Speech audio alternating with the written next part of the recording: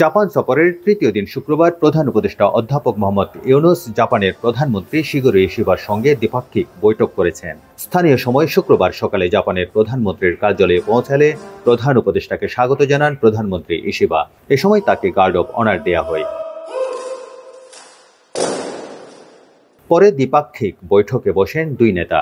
বৈঠকে দুই দেশের উচ্চ পর্যায়ের কর্মকর্তারা উপস্থিত ছিলেন। এ সময় অন্তর্বর্তী সরকার এবং দেশের সংস্কার ও শান্তিপূর্ণ রূপান্তর প্রচেষ্টার প্রতি জাপানের পূর্ণ সমর্থন পুনর্ব্যক্ত করেন প্রধানমন্ত্রী ইশিবা।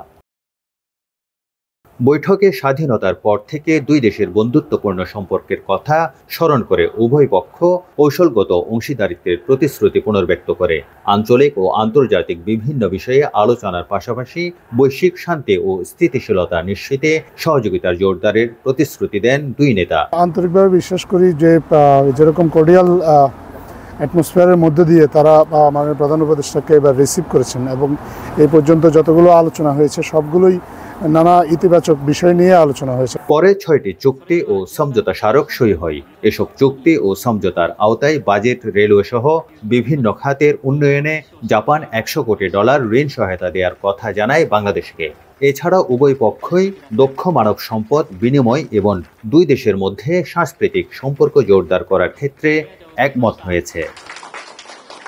আস্থা আর বিশ্বাস, এই দুয়ের উপর দাঁড়িয়ে বাংলাদেশ জাপান সম্পর্ক। সেই সম্পর্ক আরও সুদৃঢ় হবে এই দুই নেতার বৈঠকের পর।